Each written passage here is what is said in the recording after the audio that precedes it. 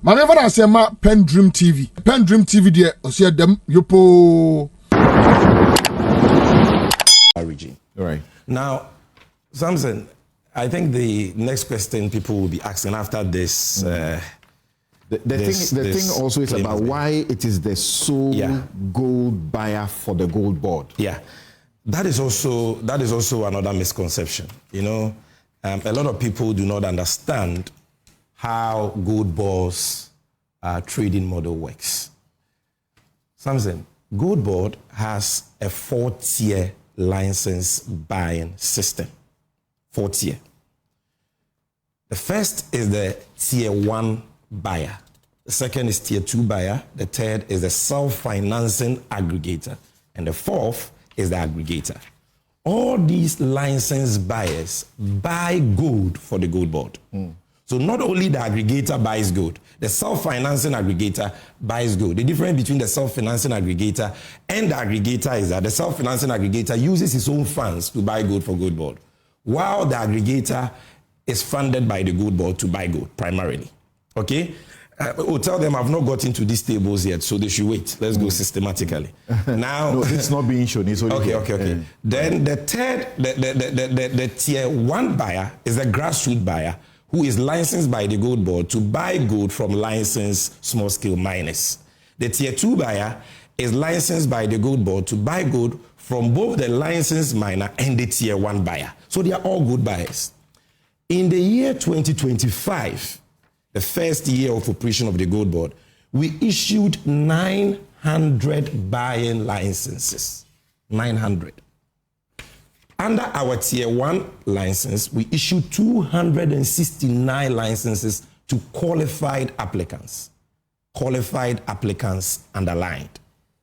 Under the tier 2 license, we issued 578 licenses to qualified applicants. Qualified applicants underlined.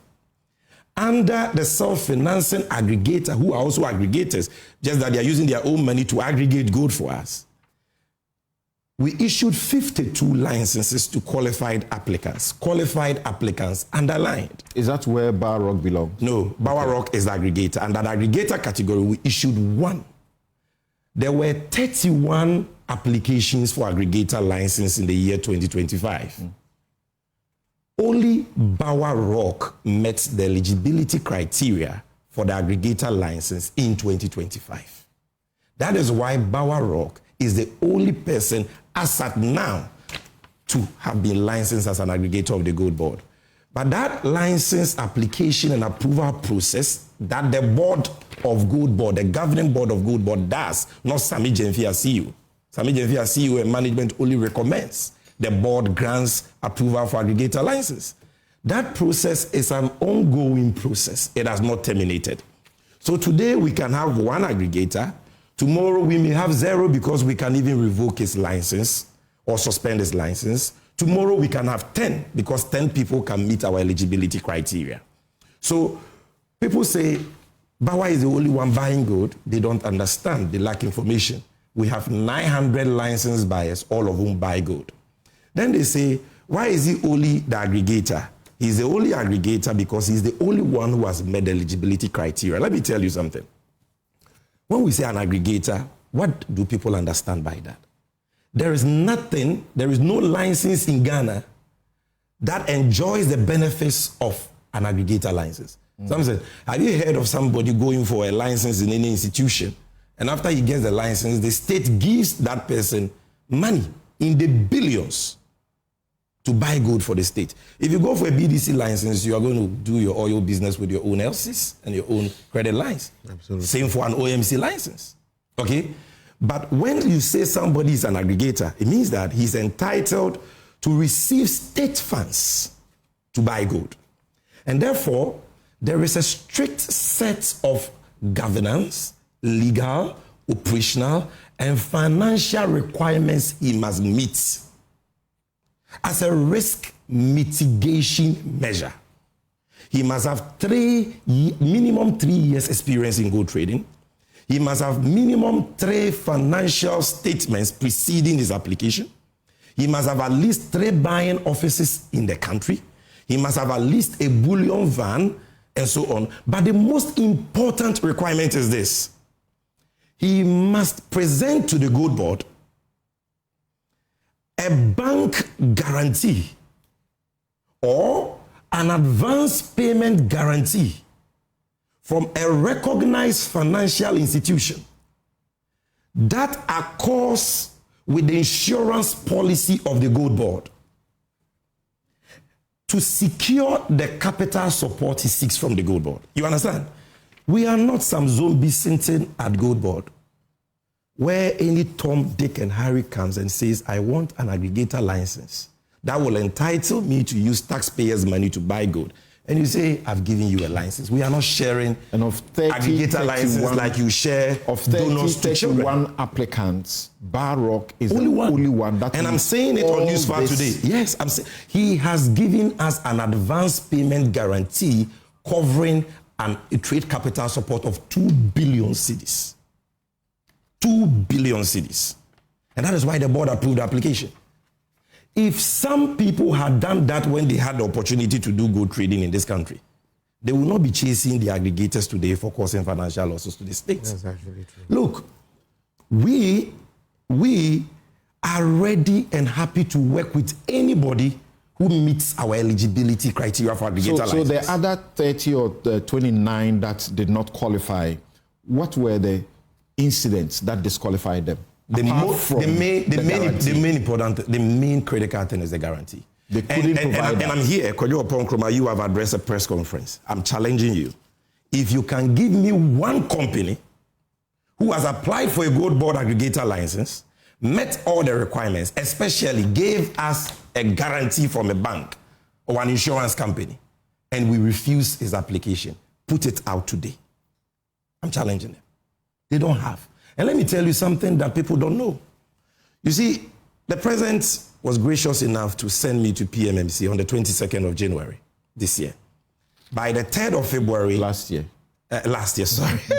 By the 3rd of February, I began to continue, if I can put it that way, PMMC's gold trading arrangement with the BOG. Now, between February and June 2025, even though the gold board was established on the 2nd of April this year, we had not, ushered in our licensing regime until the 21st of June. So we were still under the PMMC license regime from April, May to 21st of June. Now, if you add that to the PMMC era, February and March, you're talking about a period of about 4 or 5 months. During that period, the PMMC, under Sammy Gyamfi's leadership, had 3 aggregators. 3 aggregators. That time, we are not ushered in this licensing regime with the requirement of a guarantee and all that. 3. You have a board. I didn't even have a board by that time. Who are these aggregators? Because questions are being raised about particular persons who have been, or companies who have been exempted when they may have, qualified to enjoy some of this. Now, we had 3. These 3 aggregators, 2 of them engage in, I'll call, to put it mildly, regulatory infractions. And so they were suspended in June of 2025.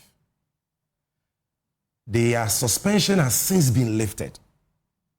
And so they have now applied for aggregator licenses, but they've not been able to give us the bond, the guarantee that has to secure whatever money we have to give them. But you must understand that, you see, every week we buy gold to the tune of over 3, 4, 5 billion cedis. And this transaction is mainly cash. It's not a joke. So you cannot take taxpayers' money and give it to anybody without the necessary risk mitigation measures. You understand? They've not met that. We've lifted the suspension, so they have applied for Tier 2 buying licenses. And we have granted them Tier 2 buying licenses. I'm talking about the 2. Okay. So as we speak, they are Tier 2 licenses. But let me go to the next issue. And that will be my final point on this Bower Rock matter, so that we put the issues to rest. Right. Somebody says that, so is it only Bower Rock who is funded by the gold board to buy gold? No. That is not, it's not only Bower Rock. This is how the system works, Samson. The aggregator receive direct funding from the Gold Board. And we have secured our risk by taking our guarantee. The insurance company has also taken from him a counter indemnity, which means that if you toy with this money and you lose this money, yes, we will pay to Gold Board, but we will pursue you for the money. You understand what I get it. So we give the money to that aggregator. Then that aggregator, at his own risk, or at its own risk, now looks for licensed tier 2 buyers of the Gold Board. He is not allowed to finance or to fund a tier 1 buyer, because a tier 1 buyer doesn't even have a buying office. But a tier 2 buyer is well structured, has an office. So the Gold Board contract with him says you can fund tier 2 buyers that you find credible at your own risk. So Bower Rock has 53 tier 2 buyers. Licensed by the Gold Board. Licensed by the Gold Board that he funds on a daily basis. Because when you give him the money, he must give the money to other licensees to go and buy gold. That is Gold Board money. These 53 tier 2 licensees also have other tier 2 licensees and tier 1 licensees that they also give the money to supply them. That is how money trickles down in a de-risked manner. Okay. So Bower Rock is not the only person funded by the Gold Board. All the licensed buyers get Gold Board funds, but through Bower Rock. If we have 3 aggregators, it will be through all the aggregators. And the 2 aggregators, sometimes you hear people say that, oh, Gold Board has given Bower Rock $10 billion to buy gold and all that. Let me prove to you the quantities that the 2 aggregators that we had to suspend, they bought within the 4 months we worked with them. One of them bought gold, supplied us gold worth 13 billion cedis. The other supplied us gold worth 11.8 billion cedis. You understand? So, and this is money we gave them. That's cumulatively over a period of 4 or 5 months. So this, I believe, answers all the questions on the Bower Rock issue. And if anybody still has questions, we welcome that. We are not averse to criticism. What we don't accept are people who go out there to engage in play jandam. If you do that, we will expose you. If you are just joining us on Newsfile this morning, those of you who woke up to Newsfile at 9 a.m., we started at 8 a.m. Because we wanted to have sufficient time to deal with a number of issues. And our guest, Bryce Simmons, Dr. Kabiru Tia, Senyor Hosi, have been here giving their views of how the economy has performed, the things that have happened or governance within the 1 year of the John Mahama administration. And then Sammy Gyamfi joined us and has begun the discussion on the matter of the 214 million US dollars loss occasioned as a result of the domestic gold purchase program, which the Gold Board is doing with the Bank of Ghana, and which they have told us that it's money that is lost, and we, the taxpayers, are going to be saddled with it, and that is money that could build 12 Agenda 111 hospitals, according to Opong, Nkrumah, who led the press conference. Now, they raised a critical issue of rent-seeking corruption conduct involving the one single company that was buying gold for the Gold Board. That is Bower Rock. They said that was the only company involved in the gold purchase program for the Gold Board, Bower Rock. It's explained that they've issued hundreds of licenses, 900 for one tier. No, in total. In total, for all the cumulatively. And if you so go there on are our 4 website, tiers of the licenses. If you go on our website and you check repository, you will have the database of all licensed buyers of the Gold Board. Right. And the claim that was made, particularly by the opposition and including on social media, that the Bower Rock company was incorporated in 2025 for this particular purpose, rent-seeking conduct. He's brought the incorporation document. We have seen it. We've shown you on our television.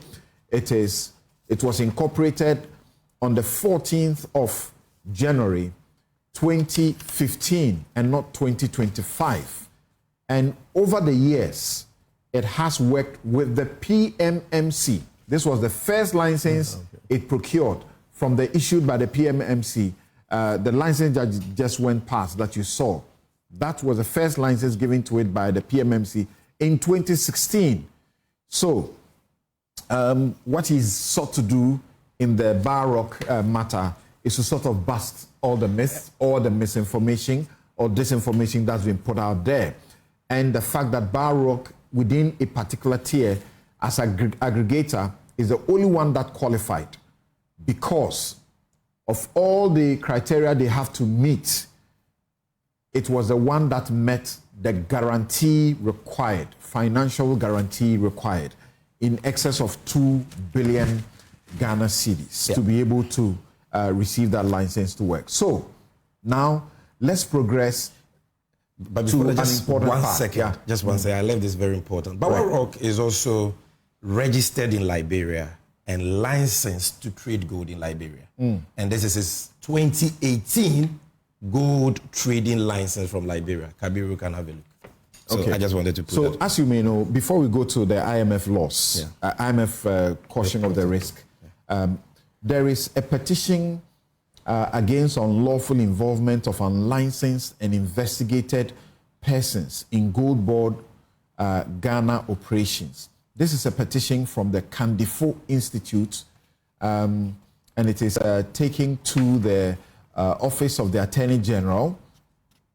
And as I can see, it is attention to the Office of the Special Prosecutor, the Economic and Organized Crime Office, and among others, they are saying that they don't understand why Mr. Sledge, who is linked to investigations into the alleged squandering of approximately $90 million of the MIF gold for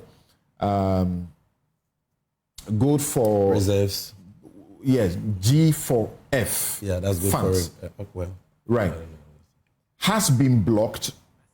He's not allowed to participate in the process. Meanwhile, there is this Mr. Roger Frimpong Kwachi in the gold board operations, who also, has a connection with this kind of investigations by the OSP. If you appreciate what I just mentioned, and you have seen this, what's your explanation? We see these things, but we don't respond because we are very busy people doing an important job for the nation. We don't have to, it's a joke. Listen, Roger Kwache is not licensed by the gold board to do anything. He's not a licensee of the gold board. Roger Kwache only consults for Barrock. He works with Barrock. Now this Roger Kwache is managing director for a company called Goldstrom. And Goldstrom was one of the aggregators under MIF's Gold for Reserve program. They were giving money. By the end of 2024, MIF wrote a demand letter to them that they had some outstanding payments to make. The company has paid MIF in full. And I've seen acknowledgement letters from MIF showing that Goldstrom has paid. Now, that one employee of the company is consulting for Barrock, and that is an issue. A company that has not committed a crime, a company that is not under investigation, is not being prosecuted, has settled all its bills to MIF, and you're saying that its employee cannot work for a private company. So it is not as if Roger Kwachi even works for the gold board or is licensed by the gold board. He has done nothing. That guy is a great resource. When you want to talk to somebody about gold trading in Ghana, he's one of the go-to persons. And I think that people should just stop this attitude of running people down with lies. It doesn't help anybody. Okay, interesting. Senor, hold on, because this particular group, the Kandifo Institute, which is led by Palgrave Boachi Dankwa, who's a founding leader and former government spokesperson on governance and security under the Akufo-Addo regime, have also a statement against your sort of praise and your assessment of the IMF's, concerns about the trading losses. So, have you incurred a loss? When you say have you, are you talking about gold board or what? $14 million US dollars. Are you talking about gold board? Well, we are told that you are cooking your accounts, so you pass it off to the Bank of Ghana. So 2 questions. Let's start with one. Has Gold Board made a loss? Emphatically, no. The Gold Board, even though it is not a profit-making, public operation, has not made any losses. The Gold Board, for the year 2025, generated revenue to the tune of 960 million cedis, a little over that. Our expenditure for the year 2025 stands below 120 million. These are all unaudited figures. So if you look at our management accounts, we are on our way to declaring income surplus. Gold Board does not declare profits, it declares surplus. There's a big difference between profit-making institutions and surplus-making institutions. Now, it's very clear that we will be declaring a surplus of nothing less than 700, 800 million, to put it very conservatively. The law that established the Gold Board, the Ghana Gold Board Act, specifically under Section 42, requires us to publish all our quarterly financial reports on our website. We have done so. Right. And if you check that, you will see that everything I'm telling you is factual. Yeah. And by the end of first quarter 2026, that is by March this year, the Auditor General would have completed his external audit of our accounts. And we will publish all our financials for everybody to see that Gold Board has not made losses. And when you hear people talking about Gold Board losses, maybe they are dreaming or they are hallucinating. That is what it is. We've not made any losses. These are imaginary. You are buying in excess of 3 to 4 billion Ghana cedis of gold every day. Yeah. And you are taking money from the Bank of Ghana for this purpose. Yeah. And every week, you didn't say every week. Yeah. Every week, yeah. 3 to 4 billion Ghana cedis, not dollars. Right.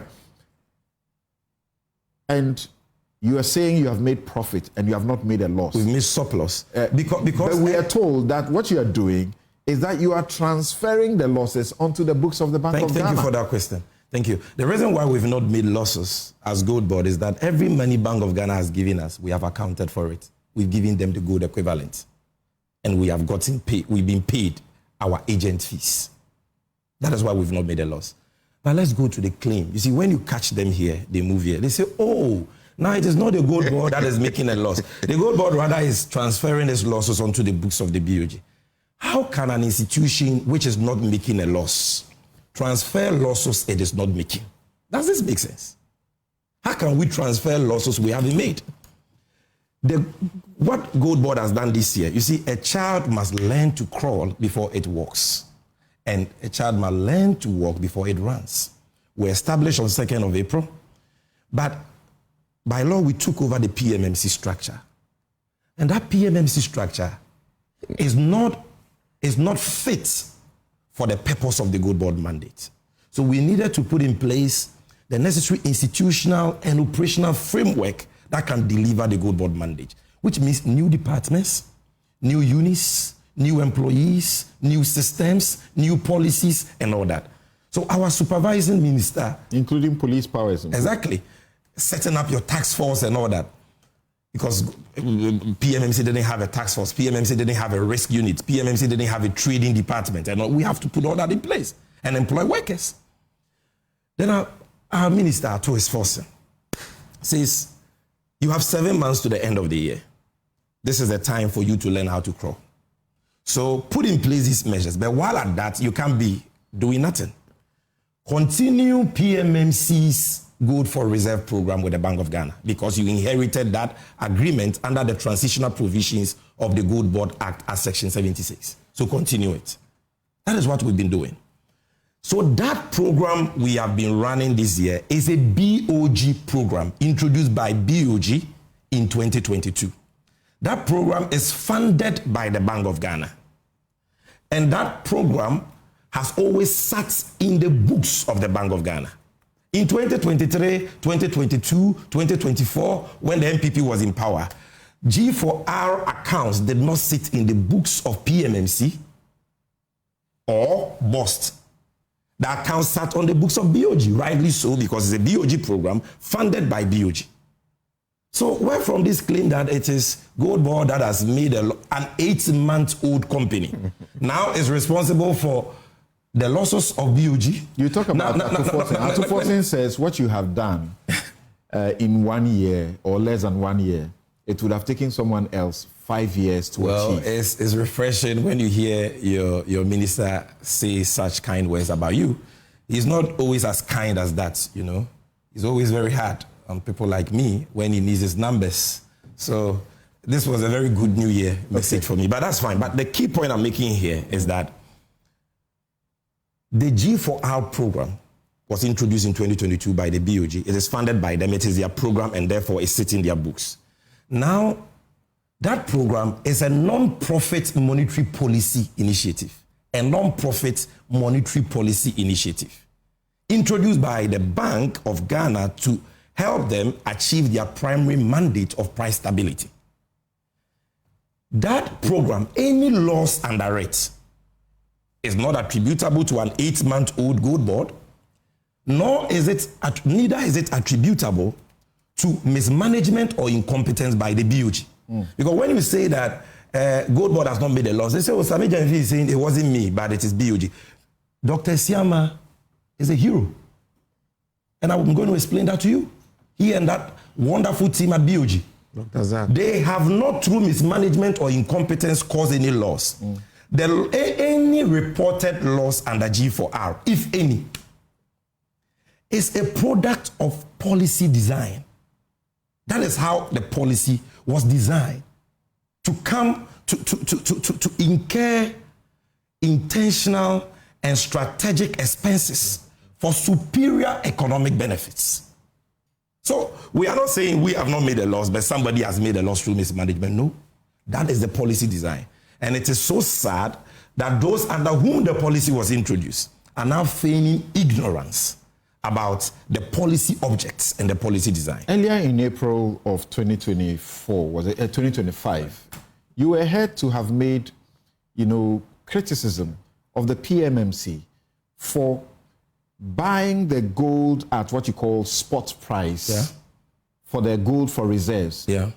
And then selling to make loss. Meanwhile, you're doing the same thing. Okay. You must understand, when I was speaking about the need for us to achieve some consensus, some agreement with miners, for us to be able to buy gold within a certain discount threshold, I was talking about the Gold Board model. I was saying that for Gold Board to avoid losses, the Gold Board will have to engage these miners for them to agree to some minimal acceptable discount. Under G4R, that is not the policy design and the policy rationale. First of all, let's ask ourselves, why was G4R introduced? Once you understand that, you will understand the point I'm making. The Bank of Ghana, Samson, did not wake up one day and said that, look, we want to make profit power, so we are going into gold for reserves. That was not the policy rationale. Over the years, Ghana has accumulated reserves mainly from the export earnings of commodities like cocoa, oil, and gold, and other export earnings. That has not been enough. So governments have resorted to borrowing to shore up reserves. Because without your reserves, your currency is dead. And without a stable currency, you don't have a country. You don't have an economy. So governments have had to resort to borrowing. Now, when the MPP came into power, that reached a crescendo. Of course, they abused it. And every year, averagely, they were borrowing from the Eurobond market about 2 to 3 billion US dollars. So by 2022, the results were staring us in the face. Debt default, marked by hyperinflation of 54%, currency depreciation of more than 50% by November 2022. And we being locked out of the capital market. So we could not borrow for dollars again. So there was so much pressure on the currency, and the currency was depreciating. It hit 17 cedis at some point in 2022. Upgraded to junk status. Yes, because there was no supply of FX to meet demand. So the Bank of Ghana said, okay, now we can't borrow for dollars again. And you see, when you borrow for dollars, the effect is palliative, temporal, because you have to repay the debt. And when you are repaying, you have to pay it in dollars. You have to go and find dollars to repay. So the Bank of Ghana said, okay, we will use cedis to buy our gold in Ghana. And we will sell the gold on a weekly basis, T+4, for dollars, and give the dollars to the market. So the purpose of the program has always been foreign exchange accumulation, to meet market FX needs and to build reserves. For what purpose? For the purpose of national economic stability. The purpose is not for the central bank to be trading gold like a licensed buyer of the gold board trades gold, buying at discounts and margins to make profit. That was not the purpose. So when the Bank of Ghana started this, they didn't have any gold board in the picture.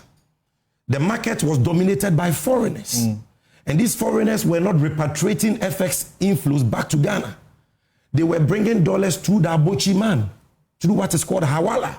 So it was not impacting the finance sector, the financial sector. So, and these people buy gold from 1957 till now. Gold is bought in the market at, say, 1% to 2% discount. But the exchange rate is always market rate, the informal retail rate. So Bank of Ghana says, I need a strategy to get the gold instead of these foreigners. So Bank of Ghana, through the Minister for Lands, Samuel Ebujinapo, and I can give you the statement, announced to gold traders that henceforth, buy gold, but you can't export. Sell the gold to PMMC for and on behalf of BOG. And that BOG will buy the gold at spot price. That was the incentive to encourage people to give their gold to the state so that we can get the much needed forex. Now that obviously creates cost for the BOG, and the BOG knows that. And that is why I said the associated cost, what somebody would call loss, is an intentional and strategic expense for superior economic benefits. They know that this will be the cost of buying as spot, because we are buying as spot, offtake discount that BOG has to give to offtakers is cost. Fees it has to pay to its aggregators like Gold Board is cost. Purity losses that it suffers between SRF assay and fire assay is cost. So they know that they will attain cost. But they know that the benefits of getting the much needed FX will be far superior. That is it. And that is why Samson, it has never been an issue for the BOG incurring costs under G4R. So what you are telling us is that you're practically justifying, the program despite its downside costs. Exactly. For as long as it props up the economy the way it has done in the last, year, we are good. So when the IMF was speaking... And on the point of spot price, just one second. You see, Ghana... A lot of time, we must learn from experience. Let your producers, they can put on the screen the table I gave them of good ASM gold exports, small-scale gold exports from 2018 to 2025. You see something very interesting. In 2021, the MPP introduced a 3% withholding tax on small-scale gold. Small-scale gold exports output declined sharply that year. Look at the table. Okay, I can see it here. It's not on the main screen.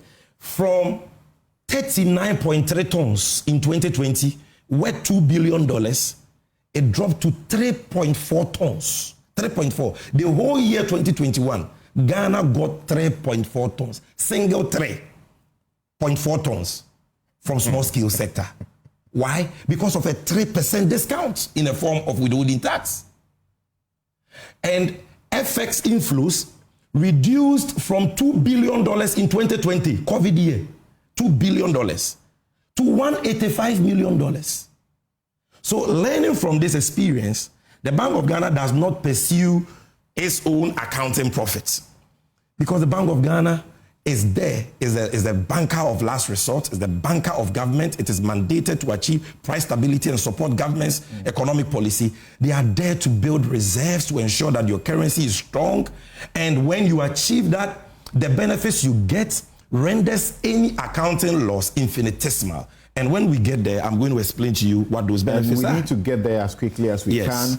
And for those of you just joining, this is News File, and I've got my other guests here, but the plan, the arrangement was that we will take sufficient time with Sammy, you said you give me 1 hour. The CEO of the Gold Board, to allow him sufficient time to explain all the matters that have come up before we bring in our panelists to also ask him questions and bring their perspectives on this issue. So, is there any plan to eliminate or reduce this? First of all, let's talk about the cost benefits and losses. I want to talk about the benefits. Then I will tell you when we say cost, G for our cost or loss, what it is. Okay. And I will tell you how it can be reduced or eliminated. Number one, let's assume we maintain that the Bank of Ghana is right. We must wait for the external audit before we can make any specific pronouncement on losses. It's important. Because any figure you throw out there may prove to be inaccurate after an audit is carried out. The IMF did the wrong thing? Oh, I think that, well, because they did a fifth review and they have to give some form of report, you can't blame them. But I think that they should have qualified that figure and stated that it is tentative and subject to audit. I think that should have been, objectively speaking, no disrespect, but I think that should have been the approach.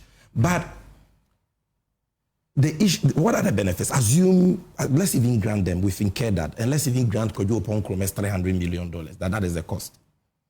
What has been the benefits? $10.8 billion foreign exchange inflows, $10.8 billion. Because of that, we have met our foreign reserve target for 2028 in 2025, 3 clear years ahead of time. When MPP was signing on to the IMF program, they said they will attain $11 to $12 billion reserves in 2028. We have done that in 1 year. Because of that, for the first time in about 3 decades, the Ghana cedi has annually appreciated against its trading currencies. 40% appreciation in your adult life. When do you recall something like that happen? I've been unsure if this is organic and this will stay. Very organic. 40%. We have brought the retail dollar rate from about 16 cedis to now below 12 cedis. Interbank from about 15, 14.7 to now 10.4. The Fitch prediction was that we would have gotten to 15.5. 15.5. They are all shocked. By the end of even this, the IMF is shocked. And because of that, our external debt has reduced by over 100 billion cedis. External debt. That is why debt to GDP has moved from 726 billion cedis, constituting 61% of GDP as of December 2024, to now 620 billion cedis, constituting 45% of GDP. Debt servicing, even before I talk about debt servicing, let's stay here. Lending rates, or even like the Ghana reference rate, which is the benchmark for lending, for loans, has reduced from 28% to 15.9%. Something, you understand? Inflation has declined for 11 consecutive months, from 23.8% to 6.3%. Food inflation declined from 27.8% to 6.6%. And according to Agra, food prices have reduced by averagely 32%. If you look at debt servicing this year to last year, 2025, external debt, the Ministry of Finance had to service $3.6 billion, $1.8 billion to IPPs, and $1.8 billion to Eurobond debts. Actually now about 3.6. You see, 2.5 billion right now. That money, if we were servicing it at 16 to the dollar, which is what we took, or even assume that, because if we had not done this, the dollar would have crossed 25 cedis, like Dennis Miracles Abuaje said. If we had not done what we did. And so it would have even been far more. But even if you peg it at 16, as compared to what we are doing now, we've saved over 16 billion cedis on debt servicing. This is real saving to the taxpayer. Does this include the $709 million yes, that has just been because paid? That $709 million, by which the state has saved $3.4 5 billion Yes, Ghana cedis. because that's $709 million. The finance minister would have had to convert cedis at a higher exchange rate than now. Yes. So that difference is what I'm telling you. At least if we are using the Fitch, yes, we would have had to convert to 15.5. But today, and the saving is still more than 10 billion. Today it's at 10.1. Exactly. Yeah, but benchmark actually to budget. We benchmark it at 11. The saving is more than 10 billion cedis. Okay. Take the import bill. As at September, $11.8 billion. If importers had to import $11.8 billion worth of goods at averagely 16 cedis to the dollar, and mind you, 16 is even conservative because without this program, dollar would have been 25. It's going to be around 18 billion. But you pick even the 11.8 at 16 as compared to 11, the saving is over 50 to 60 billion cedis to consumers. You understand? So this is not a joke. The impact has been a significant national economic gain. The cost is infinitesimal. But when we say cost, when we say losses, what are we talking about? Sometimes people think that Bank of Ghana has taken taxpayers' money, gone to buy gold, sold the gold, and we lost $240 million. Somebody has stolen money or somebody has mismanaged. That is not it. When we say G for our losses, let me explain to you. From 1957 to date, gold is bought in the gold market in Ghana at retail market exchange rates. You said that already. The euphemism for black market. Now, Bank of Ghana and Gold Board, we are buying gold from a non-bank market, which is a market made up of small-scale miners and gold dealers. And when we go, we have to buy the gold at that retail market exchange rate. Gold Board has sought to bring it to interbank. But anytime we peg the price to interbank, we realize that prices in neighboring countries like Cote d'Ivoire become higher than ours by, say, 600 cedis per pound. So all the gold goes to Cote d'Ivoire. And sometimes smugglers are offering prices at informal retail rates. So your interbank rate will not get you any gold. So when we buy the gold at the retail market exchange rates, and Bank of Ghana gets the dollar proceeds, the accountant and auditor comes to audit their books. The accountant must now convert the dollar inflow into cedis. The dollar is not really converted into cedis, but for accounting purposes, it must be converted into cedis because Bank of Ghana's books are in cedis. When the accountant is converted, the accountant says, my hands are tied. I know that the acquisition rate of the dollar is retail market exchange rate. But by law, because you are the central bank, I can only convert the dollars at interbank or BOG rate, which is always lower. So that creates an exchange rate translational difference. Because Bank of Ghana is acquiring dollars at retail market rate and converting at interbank for accounting purposes. That is 97% of the losses people are talking about. Then number two, let me tell you the second part of the loss. Bank of Ghana says, by policy design, I want to buy gold at spot to fend off smugglers and make sure that what happened in 2021, when gold output, export output declined from 39.3 tons to 3.4 tons, I don't have that situation on my hand. I need the dollars. Because of that, Bank of Ghana incurs about 2.3% cost. What does this cost? Offtake discount, which under MPP used to be at some point 2.2, came down to 1.25 in late 2024, and now Governor CMA has brought it to 1.1, the offtake discount. Gold board fees, and of course, purity losses. Purity loss basically means that as a country, since time immemorial, we don't do the golden standard of assay to determine purity of gold. What we do is SRF, which is only indicative. But when the international buyer buys the gold, he must subject it to the golden standard of fire assay. That creates a purity difference, and that can cause a loss. That is what we are talking about here. So an accountant is right to pick that and say, from a pure, plain vanilla, accounting perspective, I mean, you've made an accounting loss. But it is, like I said, an intentional, strategic, economic policy cost for superior benefits. Now, is there any way to reduce it? Emphatically, yes. Because we are not throwing our hands in the space and say, oh, this is policy design. So at all times, we will incur costs. But first of all, let me even acknowledge that if what the MPP and the IMF are saying... No, please, this was what I was told, that I will be giving 1 hour for a one-on-one. Yeah, he's insisting on the 1 hour. And I started at 8:50. I'm 7 minutes away from my 1 hour. So let me finish. I'll sit here and listen to you. I agree to get them. So the rest of the time, you guys it's for you when we are closing at 12, senior. So no, we have 3 other topics. That's the issue. Okay. Unless one cancel. They are not 3. Only one other, apart from this one. Okay. That was told what's the point I was even making? They've distorted by... Yes. You see, under the G4R program, cost is the necessary evil for national economic stability. And the BOG is not a good trading organization, so it doesn't hedge. Okay, it doesn't engage in hedging and all that. So it is unable to take advantage of potential increases in world market price. But under the new gold board model, which we are rolling out in 2026, where gold board will be the buyer and also the seller, because currently we are not the seller. BOG is a seller. We are just their agents, and we are paid fees for that. Okay, we will be able to go into effective trading to be able to take advantage of potential increases in global prices. Aside that, the BOG is having a very important conversation with fiscal authorities. You're talking about the finance ministry. Now look, as central bank, we know that this is our role. This is our work. We need to do this.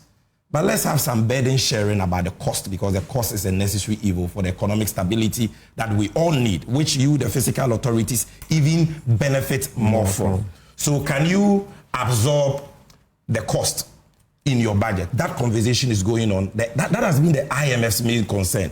Look, people claim, sometimes create the impression that is very unfair to the IMF. They create the impression as though the IMF thinks that what we are doing is wrong. This is what the IMF said at paragraph 32 of their staff reports. They actually commended us. This is what they said. Very important. The BOG has significantly strengthened its reserve buffers. The scaling up of the domestic good purchase program has allowed the BOG to miss its program reserve accumulation objectives, reaching the 2028 reserve coverage target in 2025. That's IMF. But however, they come to paragraph 36 and says that the program poses risk to the financial sustainability of the BOG, because for the IMF, as a central bank, being the last bank of resort, they don't want this cost to negatively impact the books of the central bank. So they think that fiscal authorities must come in. And that conversation is ongoing. Of course, the Minister for Finance must also find a space for that in the budget. So that is all there is. But lastly, in concluding, I realize I have just 4 minutes. When you hear people talk, Opong Nkrumah, somebody has made a loss of $240 million. He could have built 12 Agenda 11 hospitals. Correct. Then you ask them, how much losses did you make under that same program? How much? They can put that table too on the screen for viewers to see. I have given you, this is from the Bank of Ghana, all G4R losses since its inception. Am I equalizing to score political points? No. Am I comparing losses? No. I am exposing the duplicity and hypocrisy of a group of people who know that G4R is not for profit and yet are kicking the fuss about losses. People who themselves made more losses. So let's calculate how many hospitals their losses could have built. In 2022, they only bought 76 kg of gold. They made a loss of 74 million cedis. In 2023, they bought only 24.8 tons of gold. They made a loss of 2.1 billion cedis. In 2024, they bought only 45.3 tons of gold. They made a loss of 4.8 billion only last year. 4.8 billion. So, Opong Nkrumah, tell us how many Agenda 111 hospitals your loss in 2024, which is 4.8 billion, could have built. 2025, we have bought higher volumes, 103 from 45, more than double. Look at the value, more than times 3, from $3.1 billion to $10.8 billion. And we are saying our loss will be determined, our cost will be determined after audit. But let's assume your $300 million is correct. That is $3 billion. Is that not a reduction despite higher volumes, despite higher prices? If you bought 103 tons like we have done and brought in $10.8 billion, you would have made maybe times 10 the losses you posted last year. So please, we are saying that let's approach the discussion from a position of objectivity. What the Johnson Esiama-led BOG has done, and I don't like to give myself plaudits, you understand? But what they have done is something worth commending. They have done what in 8 years? What somebody did in 8 years, they have done it in 1 year. Yeah. And everybody can feel the benefit. Taxpayers have been saved money, cost of living has come down. Sammy, living conditions have improved, and then you see people saying somebody has made this loss. Thank you very much. A couple more questions will come up and you will have to answer them because my guest, almost everybody has a question for you. I also have a question. I also have a question about since you are the only buyer of this artisanal gold, who is buying the Galamsey? Should I answer now? No, hold on. Okay. We'll return to you. Right. Who is buying the Galamsey I will gold? answer it for you. Right. Yeah. So, right. It sounds like... I'm not PENDREAM TV. Now, so far, so good. Say, open online portal, Ghana. Nipa share, Nipa follow, Nipa comment here. To my best of knowledge, without any biases, PENDREAM TV.